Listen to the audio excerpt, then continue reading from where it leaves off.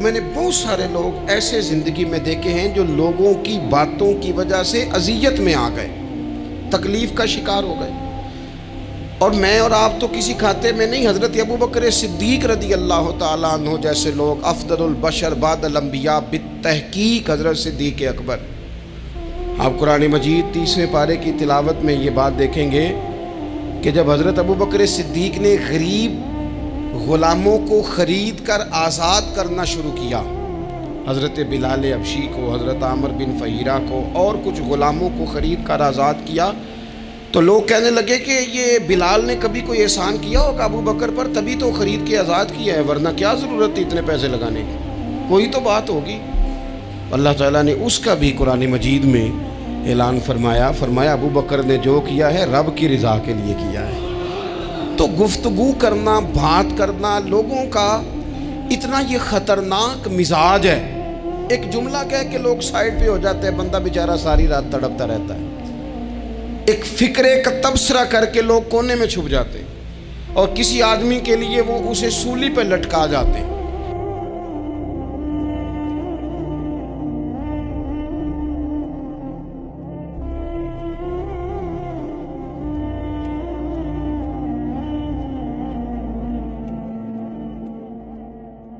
تک چلی گئی. تبصروں کے شوق میں لوگوں نے یہ دیکھا ہی نہیں کہ میری حیثیت کیا ہے اور میں بات کس کی کر رہا ہوں، میری اوقات کیا ہے اور میں تبصرہ کس پہ کر رہا ہوں. بے باک ہونا اور بات ہے اور بدتمیز ہونا، ان دونوں میں فرق ہوتا ہے. تو میرے عزیز، ایک تو اس سے پرہیز کریں، اور پھر دوسرا آپ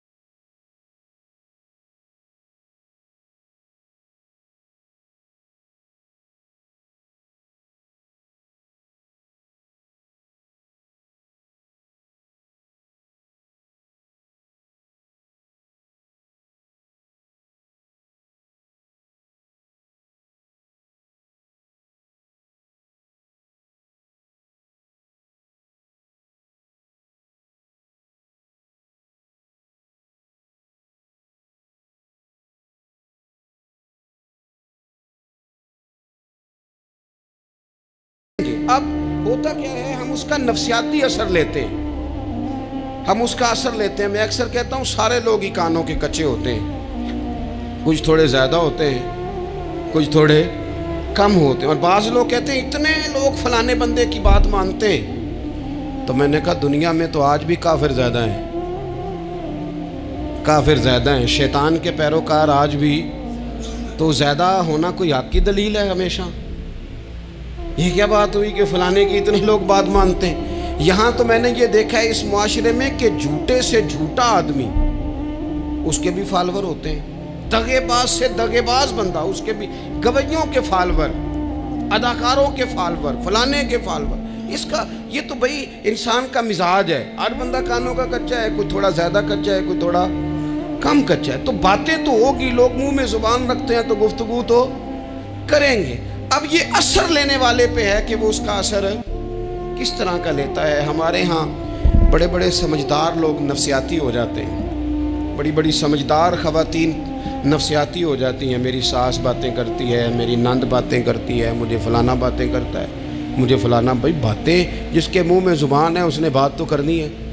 اب آپ نے کیوں یہ دعویٰ کر لیا ہے کہ آپ اتنے اونچے چلے جائیں کہ آپ کو بات ہی کوئی نہ کرے؟ کیا حرج ہے اس میں؟ اگر کوئی آپ کو بات کر دے تو کیا ہیں ہم؟ کسی نے کر لی تو پھر کیا ہوا؟ اس کا اتنا اثر قبول کرنا کہ ساری رات سونا ہی نہ، پریشان ہو جانا. اور بعض لوگ ایسے ہیں جنہیں اتنی باتیں نہیں ہوتی جتنی انہیں ٹینشن ہوتی ہے. یعنی وہ دو بندے کونے میں کھڑے ہیں تو میری ہی بات کر رہے ہیں، اور بھائی تو اتنا اہم نہیں ہے، انہیں کوئی اور کام بھی ہو سکتا ہے، تیری بات ہی انہوں نے کرنی۔ بلا وجہ لوگ سمجھتے ہیں کہ میں بڑا اہم آدمی ہوں، وہاں بھی مجھ پہ تبصرہ ہو رہا ہے، یہاں بھی ہو رہا ہے۔ اس پہلو سے باہر آئیں، اس کمپلیکس سے نکل آئیں۔ ابن حزم کہتے ہیں کہ مصر میں ایک تاجر بڑا کامیاب ہو گیا تھا، بڑا کامیاب تاجر ہو گیا۔ تو زندگی میں جتنے لوگ بھی کامیاب ہوتے ہیں ان سے حسد ہوتا ہے، اس سے بھی اس کے ارد گرد کے لوگوں نے حسد شروع کیا۔ اب تاجروں نے پلاننگ کی کہ اسے خراب کیسے کرنا ہے۔ وہ ایک دن اپنے گھر سے نکلا، سفید کرتا سفید پگڑی باندھ کے باہر۔ اب 5-6 لوگوں نے پہلے سے منصوبہ بندی کی ہوئی تھی۔ ایک صاحب اسے ملے، کہنے لگے ماشاءاللہ آج تو سفید کرتے پر سبز امامہ، سبز پگڑی بڑی ہی اچھی لگ رہی ہے۔ تو وہ ہنس کے کہنے لگا لگتا ہے آپ سو کے اٹھ کے آئے ہیں، پگڑی تو میری سفید ہے۔ اس نے کہا چلو پگڑی تو سبز ہی ہے، باقی آپ نہیں مانتے تو آپ کی مرضی۔ وہ آگے بڑھا، تو اب چونکہ پلاننگ تھی تو ایک شخص اور ملا، اس نے کہا کیا بات ہے، سفید کرتے پر آپ کا پیلے رنگ کا امامہ کیا جچتا ہے۔ اس نے کہا یار کو خدا کا خوف کر، ہنس کے کہا کیا ہو گیا، تیری اینک کا نمبر تو نہیں تبدیل ہونے والا ہوا؟ اور بھائی میں نے تو سفید کرتا اور سفید ہی امامہ باندھا ہے۔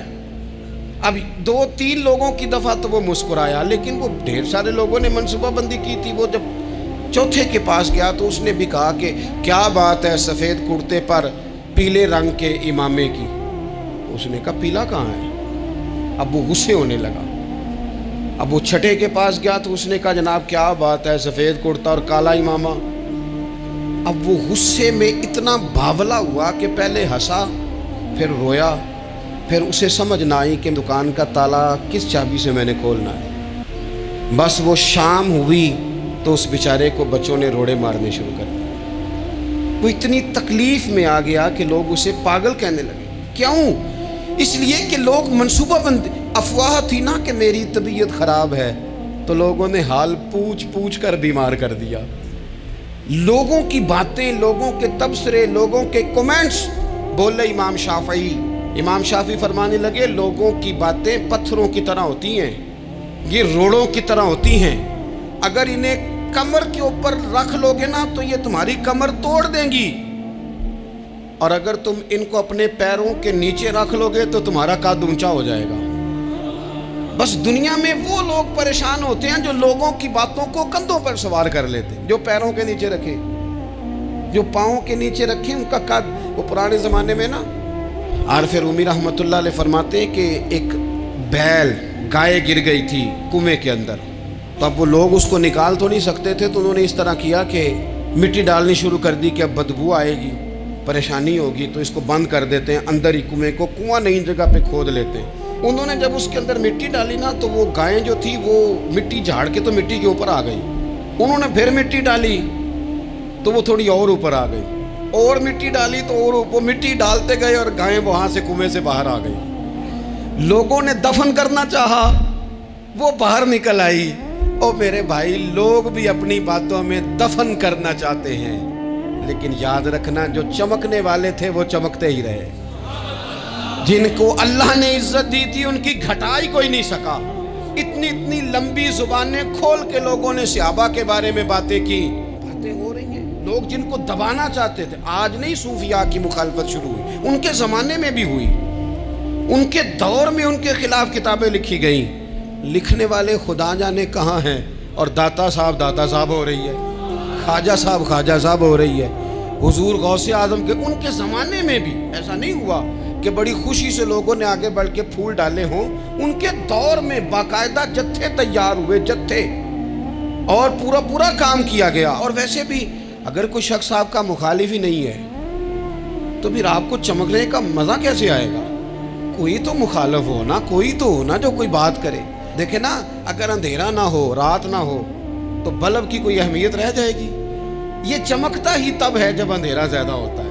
ہم کہتے ہیں اندھیرا ہو گیا، اور بھائی تجھے چمکنے کا موقع دیا ہے اندھیرے نے، تجھے اس نے عروج دیا، تم یہ باد مخالف سے نہ گھبرا اے عقاب، یہ تو چلتی ہے تجھے اونچا اڑانے کے لیے، تو باتوں سے پریشان نہ ہو۔ میں نے کہا کہ اگر آپ باتوں کا پہاڑ بنا کے اوپر سوار ہو جائیں گے نا تو قد اونچا کریں گی باتیں۔ جو بندہ ڈسکس ہونے لگ جاتا ہے وہی تو مشہور ہوتا ہے۔ اسی کی تو بات ہوتی ہے. دیکھیں کیا ہوتا تھا بھلا مکے میں کوئی بندہ باہر سے آتا تو ابو جہل اسے کھڑا کر کے کہتا حضور کے پاس نہ جانا. تو کہتا پتہ تو کروں بھلا نبی پاک کے پاس کیا ہے, پتہ تو کروں بھلا حضور کے پاس کیا ہے. تو جن سے تعارف نہیں ہونا تھا وہ بھی تعارف کرا رہے تھے رسول پاک کا. تو اس لیے باتوں سے گھبرا جانا. ہاں ایک بات ہمیں کتاب و سنت میں ملتی ہے, اس پر ضرور غور کریں. تہمت والی جگہ سے بچیں, تہمت کا موقع نہ دیں. مطلب بلا وجہ ہی اپنے لیے بحث کا دروازہ کھولنا یہ درست نہیں ہے. اپنے لیے ہم نہ دروازے کھول لیتے ہیں بحث کے, مفت کی بحث ہو رہی ہے, فلانا بھی ڈسکس کر رہا ہے. کچھ چیزیں ایسی ہوتی ہیں جو سب کی سمجھ کی نہیں ہوتی, وہ سب کے سامنے ڈسکس کرنا ضروری نہیں ہوتا. حضرت سیدنا ابو ہریرہ رضی اللہ تعالیٰ عنہ فرمایا کرتے تھے, مجھے نبی پاک علیہ السلام نے علم کی 2 تھیلیاں دی ہیں, میں نے ایک کھولی ہے تمہارے سامنے, ایک کھولی ہے, دوسری نہیں کھولوں گا. اس لیے کہ ہر بندے کو بات اس کے ظرف کے مطابق کرنی چاہیے. تو موقع نہ دیں. نبی پاک صلی اللہ علیہ وسلم نے فرمایا اس بندے نے اپنی, یہ بخاری میں موجود ہے, فرمایا اس نے اپنی عزت اور اپنی جان کو محفوظ کر لیا جو فتنے والی جگہ سے بچ گیا. جہاں تہمت لگ سکتی ہے اس جگہ سے بچیں. جان بوجھ کے لوگوں کو موقع نہ دیں باتیں کرنے کا, جان بوجھ کے موقع نہ دیں. جامع ترمذی کے اندر حدیث موجود ہے, حضرت سیدنا عمر فاروق رضی اللہ تعالیٰ عنہ نے ایک موقع پر اجازت مانگی تھی نبی پاک صلی اللہ علیہ وسلم سے. عرض کیا یا رسول اللہ صلی اللہ علیہ وسلم مجھے آپ اجازت دے دیں, میں عبداللہ بن ابی سلول کی گردن اڑا دوں, یہ منافق بار بار آڑے آتا ہے, بار بار تکلیف دیتا ہے, آپ مجھے اجازت دیں میں اسے قتل کر دوں. اب وہ چونکہ کلمہ پڑھتا تھا, ساتھ تو رہتا ہی تھا نا, بہت سارے لوگ اسے مسلمان جانتے تھے. تو حضرت سیدنا عمر فاروق رضی اللہ تعالیٰ عنہ نے اجازت چاہی, کہ یا رسول اللہ صلی اللہ علیہ وسلم اگر آپ مجھے اجازت دے دیں, یہ ترمذی میں موجود ہے, یعنی آپ اس جگہ سے بچیں جہاں تہمت لگ سکتی ہے, جہاں بلا وجہ کسی شخص کو شر پھیلانے کا موقع مل سکتا ہے. یا رسول اللہ مجھے اجازت دے میں عبداللہ بن ابی سلول کی گردن اڑا دوں. تو نبی پاک صلی اللہ علیہ وسلم نے فرمایا کہ عمر اگر میں تمہیں ایسا کرنے کی اجازت دوں گا تو لوگ کہیں گے کہ اب اپنے قریبیوں کو انہوں نے مروانا شروع کر دیا ہے, ساتھ والوں کو ہی مروانا شروع, لوگ تو اسے مسلمان سمجھتے ہیں. تہمت والی جگہ سے. بلکہ بخاری شریف میں اسی طرز کا ایک اور پیغام بھی ہمارے لیے موجود ہے. یہ جو حرم شریف آج ہمارے سامنے ہے نا, بیت اللہ شریف, اس میں ایک پیچھے مقام ہے جس کو حتیم کہا جاتا ہے, یہ خانہ کعبہ کا حصہ ہے.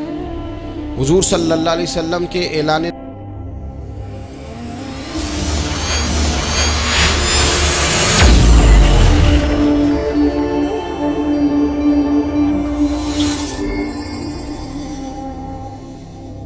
نبوت سے پہلے جب قریش مکہ نے اسے تعمیر کیا نا دوبارہ سے, تو انہوں نے چندے کا کوئی اس طرح کا مزاج بنایا تھا کہ اس بندے سے پیسے لینے ہیں جس کے بالکل ہی جائز ہو. اس ترتیب سے انہوں نے خانہ کعبہ کی تعمیر کی کہ پھر وہ ساری تعمیر نہ کر سکے, حتیم باہر رہ گیا. تو نبی پاک صلی اللہ علیہ وسلم نے ایک دن فرمایا, بخاری میں موجود ہے, حضور فرمانے لگے عائشہ اگر تمہاری قوم جاہلیت کے قریب نہ ہوتی, کیونکہ ابھی قریب جاہلیت چھوٹی ہے نا, ابھی لوگوں نے کلمہ پڑھنا شروع کیا ہے, فرمایا اگر یہ جاہلیت کے قریب نہ ہوتے تو میں کعبے کو انہی بنیادوں پر دوبارہ بنا دیتا جن بنیادوں پر حضرت ابراہیم علیہ السلام نے بنایا تھا. لیکن چونکہ یہ جاہلیت کے قریب ہیں, ان کی سمجھ میں چیز نہیں آئے گی, یہ شک میں پڑ جائیں گے, پریشان ہو جائیں گے, لہذا میں یہ کام نہیں کرتا. بہت ساری چیزیں ایسی ہیں کہ جن کی وجہ سے بعض سادہ لوگ ابہام کا شکار ہوتے ہیں. ابہام کا ہمارے علماء نے اس طرح کیا کہ بڑے طے کر کے عقائد کے عنوانات امت تک پہنچائے. ہر آدمی ہر شعبے کا اسپیشلسٹ نہیں ہوتا. بہت سارے لوگ باتیں مریض کے سامنے کرنے والی نہیں ہوتی, وہ صرف لواحقین کو بتانے والی ہوتی.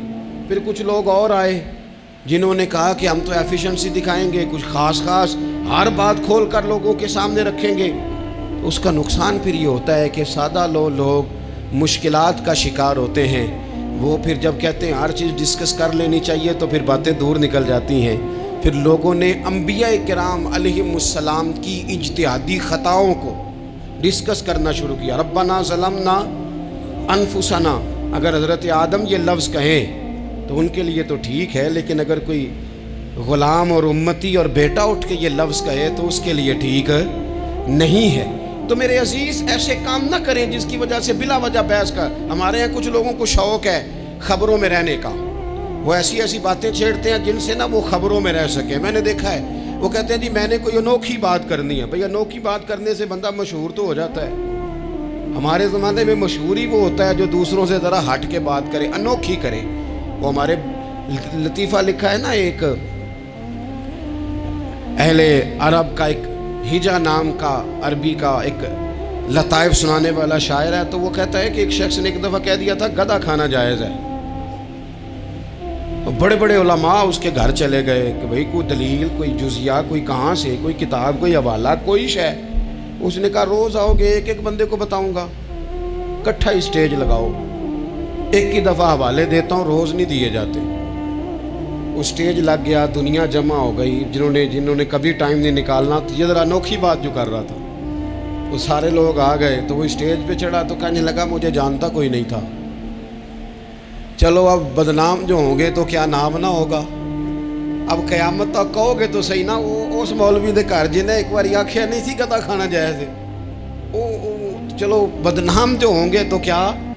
تو بہت سارے ایسے لوگ ہیں جو ہیں بدنام، پر چلو نام تو ہو گیا نا، بدنامی صحیح، شرارت صحیح، شیطانیت صحیح، لیکن نام تو ہو گیا۔ تو اس لیے کوئی ایسا انوکھا کام جس سے لوگوں کی، میں آپ سے بڑی گزارش عرض کروں، اعلیٰ حضرت بریلوی رحمۃ اللہ علیہ نا، لالٹین کے اندر مٹی کا تیل جلایا جاتا ہے ہمارے ہاں، تو مٹی کا تیل ظاہر ہے اس سے بدبو آتی ہے، تو مسجد میں وہ جلانا جائز نہیں تھا۔ تو ایک صاحب ارنڈی کا تیل لائے، وہ خوشبو والا ہوتا ہے، وہ لا کے انہوں نے نا اعلیٰ حضرت بریلوی رحمۃ اللہ علیہ کو لالٹین میں ڈال کے دیا اور کہا کہ یہ مسجد میں اس کو جلاتے ہیں چونکہ اس کے اندر سے خوشبو آتی ہے، بدبو نہیں آتی۔ تو وہ جو شرعی عذر ہے نا، حضور نے فرمایا کہ جمعے والے دن غسل کر کے آؤ تاکہ کسی کے پسینے سے ایک دوسرے کو تکلیف نہ ہو۔ کچا لہسن پیاز کھا کے مسجد آنا اس لیے منع کر دیا گیا کہ منہ کی بدبو سے تکلیف ہو، تو مسجد میں کوئی ایسی چیز جو بدبو کا باعث بنے منع ہے۔ اب انہوں نے وہ تیل لا کے لالٹین میں ڈالا جس سے خوشبو آتی تھی اور لالٹین بھی روشن ہوتی تھی۔ تو اعلیٰ حضرت فاضل بریلوی رحمۃ اللہ علیہ اپنے اس خادم سے فرمانے لگے کہ اب لوگ تو آئیں گے نا، تو ہمارے علاقے میں تو ساری دنیا مٹی کے تیل سے ہی چلاتی ہے، تو اب آپ نے ایک خوشبو والا تیل لا کے ڈال تو دیا ہے اس کے اندر لالٹین میں، پر یہ لوگوں کو بتائے گا کون کہ یہ تیل وہ نہیں ہے؟ لوگ تو یہاں سے دیکھ کے جائیں گے اور جا کے کہیں گے کہ اتنے بڑے عالم کی مسجد میں اگر جل رہا ہے تو ہم کیوں نہ جلائیں۔ تو فرمانے لگے وہ شخص کے حضور پھر حال کیا ہے؟ فرمانے لگے آپ فرضوں کا سلام پھیر کے دعا سے پہلے لالٹین کے پاس کھڑے ہو جائیں، اور جو بندہ گزرے اسے بتاتے جائیں کہ یہ مٹی کا تیل نہیں، یہ مٹی کا تیل نہیں، یہ مٹی کا تیل۔ ہر شخص کے ذہن تک بات اتر جائے تاکہ لوگ کسی ایسی چیز کا شکار نہ ہو جائیں جس سے کہ ان کے مزاج میں کوئی غیر شرعی چیز عروج پکڑ لے۔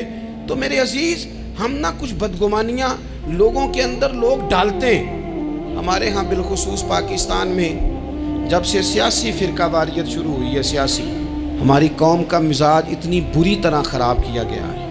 ہمارے نوجوان بچے جو بڑے سنجیدہ پڑھے لکھے، ان کی گفتگو اپنے سیاسی مخالف کے بارے میں اتنی لوز کر دی گئی ہے، اتنی کمزور کر دی گئی، اتنی خوفناک کر دی گئی ہے کہ اس طرح تو کبھی نہیں ہوا تھا۔ یہ مزاج جو لوگوں کو دیا جا رہا ہے، قومیں اپنے اخلاق کے طور پر زندہ رہتی ہیں۔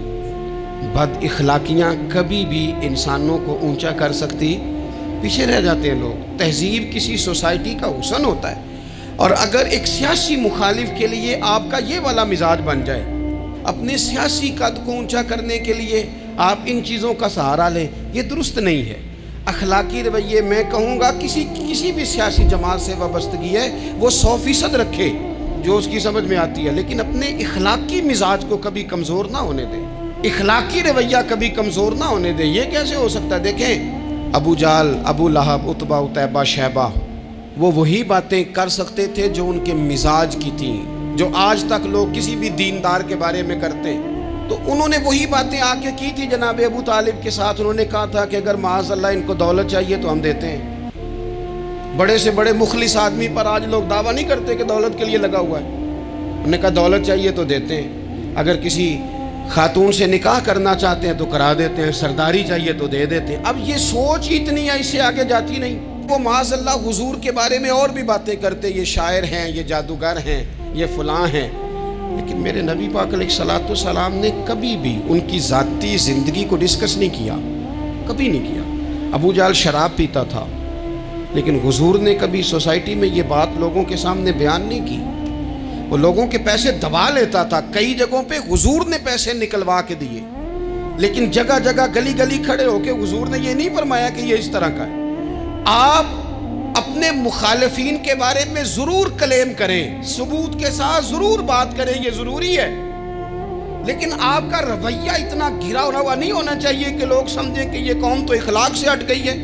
آپ اختلاف کریں، لیکن اختلاف کے بھی آداب ہوتے ہیں، اس ادب کے دائرے کے اندر رہ کے صحابہ کے بیچ بھی رائے کا اختلاف ہو جاتا تھا، ہو جاتا ہے، ہو جایا کرتا ہے۔ حضور اس اختلاف کو قبول کرتے، بھئی ہو جاتا ہے رائے کا اختلاف اپنوں میں، لیکن اس کے اندر انسان توہین پہ اتر آئے، اس کا لہجہ اس طرح کا ہو جائے جس طرح کی بازاری گفتگو کی جاتی ہے، تو محسوس ہوتا ہے کہ یہ تربیت کا فقدان ہے، یہ لہجے باوقار لوگوں کے نہیں ہوا کرتے۔ لہجے کو کبھی برا نہ ہونے دیں، انداز کو، لوگ آپ کو چھیڑیں گے، اپنی جگہ پہ کھینچ کے لانے کی کوشش کریں گے، بڑا کچھ لوگ کریں گے، لیکن آپ اپنی جگہ سے آپ تبدیل نہیں ہوں گے۔ آپ کہیں گے یار میرا ایک معیار ہے، میری ایک حیثیت ہے، میں اپنی حیثیت چھوڑ سکتا، میں اپنی حیثیت نہیں چھوڑ سکتا۔ ہر بندے کو آپ ڈسکس کریں گے، تو تہمت والی جگہ سے ضرور بچیں، بدگمانی سے ضرور بچیں، لیکن ہر شخص کو اس کے معیار کے مطابق اتر کا جواب دینا یہ باوقار لوگوں کا سٹیٹس نہیں ہوتا۔ وہ کہتے ہیں جا بات کر، جا کے تو کون ہوتا ہے، تیری بات کرے اب ہم، ہر شخص کے منہ لگے، یہ کیسے ہو سکتا ہے؟